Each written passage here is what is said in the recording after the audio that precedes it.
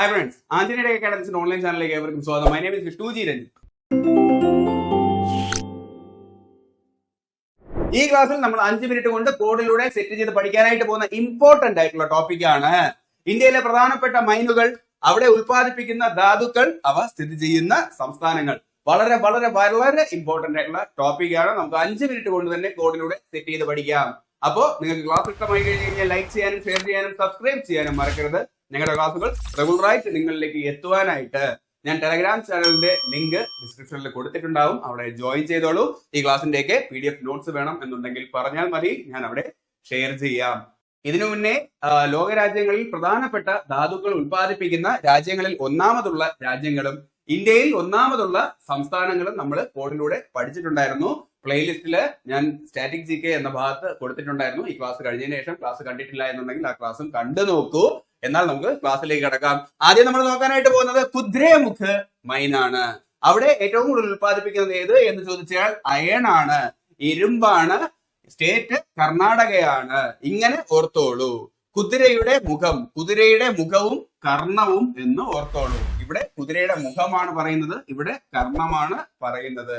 കുതിര ബലവാനാണല്ലേ, ഇരുമ്പിന്റെ ശക്തിയാണ്, കാരിരുമ്പ് എന്ന് പറയുമല്ലോ. അപ്പൊ അത് വെച്ച് ഓർത്തോളൂ. കുതിരയുടെ മുഖം കർണം. യെസ്, കുതിരയുടെ മുഖം സ്ഥിതി ചെയ്യുന്നത് കർണാടകയിലാണ്.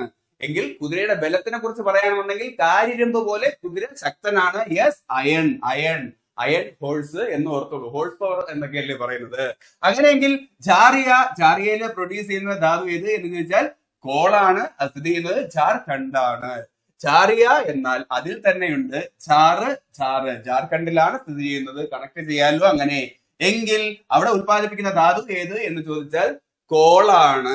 കോള് എന്നാൽ കരി എന്ന് വേണമെങ്കിലും പറയാം അല്ലേ.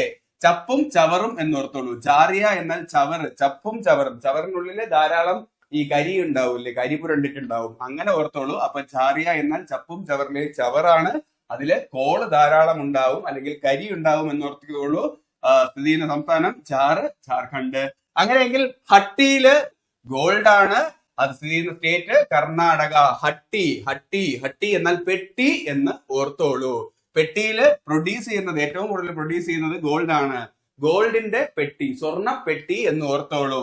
അത് കാരണവരുടെ സ്വർണ്ണ പെട്ടിയാണ്. കാരണവർ എന്നാൽ കർണാടക, പെട്ടി എന്നാൽ ഹട്ടി, സ്വർണ്ണ പെട്ടി എന്നാണ് പറഞ്ഞത്. സ്വർണമാണ് ആ മൈനില് ഉൽപ്പാദിപ്പിക്കുന്നത്. അങ്ങനെയെങ്കിൽ കൊലാപ്പുട്ടില് ഉൽപ്പാദിപ്പിക്കുന്നത് ബോക്സൈറ്റ് ആണ്. ഏത് സ്റ്റേറ്റ് എന്ന് ചോദിച്ചാൽ ഒഡീസയാണ്. കൊലാപ്പുട്ട്, ഒരു ബോക്സർ ഒരുത്തനെ കൊല ചെയ്തിട്ട് ഓടി എന്ന് ഓർത്തോളൂ. ബോക്സർ കൊലപാതകം, അതാണ് കൊലാപ്പുട്ട്. ബോക്സർ എന്നാൽ ബോക്സൈറ്റ് എവിടെയെന്ന് ചോദിച്ചു കഴിഞ്ഞാൽ ഒഡീസയിലാണ്. അങ്ങനെയെങ്കിൽ ജാദുകുടയിൽ പ്രൊഡ്യൂസ് ചെയ്യുന്നത് യുറേനിയം ആണ്. ജാർഖണ്ഡിലാണ് സ്റ്റേറ്റ്. ഇങ്ങനെ ഓർത്തോളൂ. ഒരു സാധു ഒരു കുടയ്ക്കുള്ളിൽ നിന്ന് യൂറിൻ പാസ് ചെയ്യുകയാണ്. എമർജൻസിയാണ് കേട്ടോ. സാധു കുടയ്ക്കുള്ളിൽ നിന്നാൽ ജാദുകുട യൂറിൻ പാസ് ചെയ്യുന്നതെന്ന് പറഞ്ഞു കഴിഞ്ഞാൽ യുറേനിയം. അത് ചിലർ കണ്ടു എന്നാണ്. അതാണ് ജാർഖണ്ഡ്. സാധു കുടയ്ക്കുള്ളിൽ ജാദുകുട നിന്ന് യൂറിൻ പാസ് ചെയ്യുകയാണ്. യുറേനിയം ചിലർ കണ്ടു. ജാർഖണ്ഡ്. ഓക്കെ അല്ലേ. അങ്ങനെയെങ്കിൽ കേത്രി മൈനിൽ പ്രൊഡ്യൂസ് ചെയ്യുന്നത് കോപ്പർ ആണ് ഏറ്റവും കൂടുതൽ. അത് രാജസ്ഥാനിലാണ്. ഓക്കെ. കൊച്ചി രാജാവിലെ ജഗതി ചേട്ടന്റെ ഡയലോഗ് ഓർത്താൽ മതി. അതിൽ പുള്ളി എപ്പോഴും പറയുന്നത് ഞാൻ ക്ഷത്രിയ രാജാവാണ്, സൂപ്പർ ആണ് എന്നാണ്. ആ സിനിമ വെച്ചിട്ട് കോഡിന് വേണ്ടി ഞാൻ പറയുന്നതാണ്. അപ്പോ ക്ഷത്രിയൻ എന്നാൽ കേത്രി എന്നോർത്തോളൂ. അതിന്റെ രാജാവാണ് രാജസ്ഥാന്. പുള്ളി സൂപ്പർ എന്നാണ് പുള്ളി സ്വയം പറയുന്നത്. കോപ്പറാണ് ഇവിടെ ഏറ്റവും കൂടുതൽ പ്രൊഡ്യൂസ് ചെയ്യുന്നത്. എങ്കിൽ മർക്കാന, വൈറ്റ് സ്റ്റോണ്. മർക്കാന മൈനിൽ കൂടുതൽ ഉത്പാദിപ്പിക്കുന്നത് വൈറ്റ് സ്റ്റോണും മാർബിളും ആണ്. അത് സ്ഥിതി ചെയ്യുന്നത് രാജസ്ഥാനാണ്. ഓക്കെ. രാജാവിന്റെ മകൻ എന്ന് ഓർത്തോളൂ. രാജസ്ഥാനിലാണ്.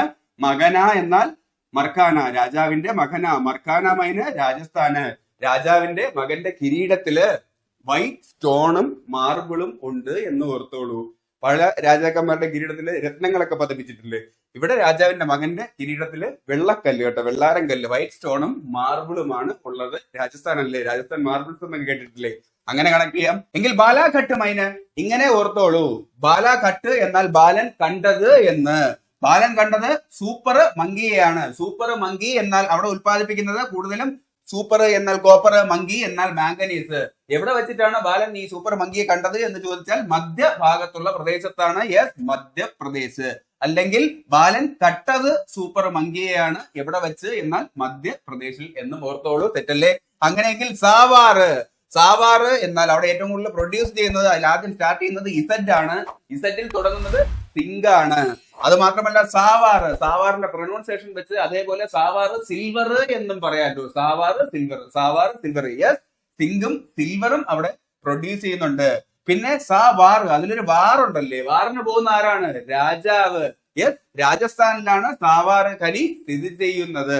രാജാവ് വാറിന് ജയിക്കുമ്പോൾ എന്താണ്? എല്ലാവർക്കും ബ്ലഡ് കൊടുക്കും. യെസ്, ലെഡും അവിടെ പ്രൊഡ്യൂസ് ചെയ്യുന്നുണ്ട്. ഇങ്ങനെ കണക്ട് ചെയ്യാം. അപ്പൊ സാവാറ് ഇസഡ് എന്നാൽ സിങ്ക്, സാവാറ് സിൽവർ, വാറിൽ ജയിക്കുമ്പോൾ ലെഡ് കൊടുക്കും. Yes, lead, silver, lead, zinc എന്നിവ അവിടെ പ്രൊഡ്യൂസ് ചെയ്യുന്നു. വാറിന് പോകുന്ന ആരാണ്? രാജാവ്, രാജസ്ഥാൻ. ഇങ്ങനെ കണക്ട് ചെയ്യാലോ. അങ്ങനെയെങ്കിൽ ഷാമൈന് അവിടെ പ്രൊഡ്യൂസ് ചെയ്യുന്നത് ഏറ്റവും കൂടുതൽ മൈക്കയാണ്. സ്റ്റേറ്റ് ആന്ധ്രാപ്രദേശിലെ നെല്ലൂരിലാണ് ഷാമൈന് സ്ഥിതി ചെയ്യുന്നത് എന്നും ഓർത്തോളൂ. ഷാ എന്നാൽ അമിത് ഷാ എന്ന് ഓർത്തോളൂ. പുള്ളി എല്ലാവരെയും അഭിസംബോധന ചെയ്യുന്നത് മൈക്കിലാണല്ലേ. മൈക്കിൽ അമിത്ഷാ ഏറ്റവും കൂടുതൽ മൈക്കിലാണ് പ്രസംഗിക്കുന്നത്. അപ്പൊ ഷാ മൈന് എന്നാൽ അമിത് ഷാ, മൈക്ക് എന്നാൽ മൈക്കയാണ് കൂടുതൽ പ്രൊഡ്യൂസ് ചെയ്യുന്നത്.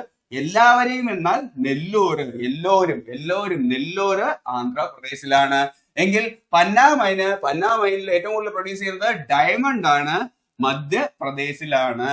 ഒരാള് അധികം മദ്യപാനി ആയി കഴിഞ്ഞു കഴിഞ്ഞാൽ എല്ലാവരുടെയും മുമ്പേ അയാളുടെ ഡിമാൻഡ് പോകുമല്ലേ. ഡിമാൻഡ് പോവും. ട്രിവാൻഡ്രം സ്ലാങ്ങിൽ പറയുകയാണെന്നുണ്ടെങ്കിൽ എല്ലാവരും അദ്ദേഹത്തെ പന്ന എന്ന് പറയും എന്ന് ഓർത്തോളൂ. അതാണ് പന്നാമൈന് ഡിമാൻഡ് പോകും എന്നാൽ ഡയമണ്ട് ആണ്. പിന്നെ മധ്യപ്രദേശ്. എന്റെ കൂട്ടുകാരൻ പണ്ട് പറഞ്ഞ വേറൊരു കോഡും കൂടെ ഉണ്ട്.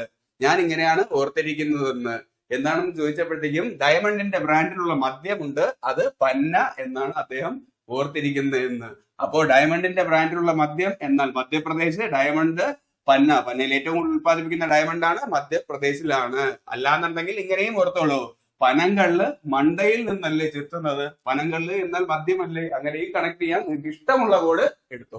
ഓക്കെ, എങ്കിൽ ബിസ്താറ് എന്നാൽ പിസ്ത എന്ന് ഓർത്തോളൂ. ടിന്നില് പാക്ക് ചെയ്ത പിസ്തയാണ്.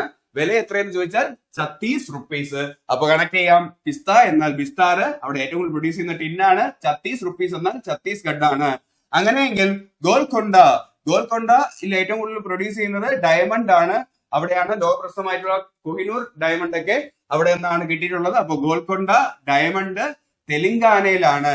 ഇങ്ങനെ ഓർത്തോളൂ, തെലുങ്കന്മാരുടെ ഡൈ അടിച്ച മണ്ടയിൽ ബോള് കൊണ്ടോ എന്ന് ഒരുത്തൻ ചോദിക്കുകയാണ്. തെലുങ്കന്മാരുടെ ഡൈ അടിച്ച മണ്ടയാണ് കേട്ടോ, അതാണ് ഡയമണ്ട്. അതില് ബോള് കൊണ്ടോ എന്നാണ് ചോദിച്ചത്. ആ ബോള് കൊണ്ടോ എന്നാൽ ഗോൽക്കൊണ്ടയിൽ ഏറ്റവും കൂടുതൽ പ്രൊഡ്യൂസ് ചെയ്യുന്ന ഡയമണ്ട് ആണ് തെലങ്കാന. അങ്ങനെയെങ്കിൽ ബിഗ് ബോയ് ഓയിൽ റിഫൈനറി ആണ്. ഏഷ്യയിലെ ആദ്യത്തെ എണ്ണ ശുദ്ധീകരണ ശാലയാണ് ബിഗ് ബോയ് സ്ഥിതി ചെയ്യുന്നത്. ആസാമാണ്. ബിഗ് ബോയ് എന്നാൽ ബിഗ് ബോയ് എന്ന് പഠിച്ചോളൂ. ആ ബിഗ് ബോയുടെ പേരെന്താണ്? സാം എന്ന് ഓർത്തോളൂ. അതാണ് ആസാം. പുള്ളി ഡെയിലി ഓയിൽ മസാജ് ചെയ്യും കേട്ടോ. അദ്ദേഹത്തൊക്കെ ബോഡി ബിൽഡർ ആണ്. അതാണ് oil refinery big boy oil refinery ഏഷ്യയിലെ ആദ്യത്തെയാണ്. സാമാണ് ആസാം. അങ്ങനെ ഓർക്കാമല്ലോ. എങ്കിൽ കമ്പത്ത് പെട്രോളിയമാണ്.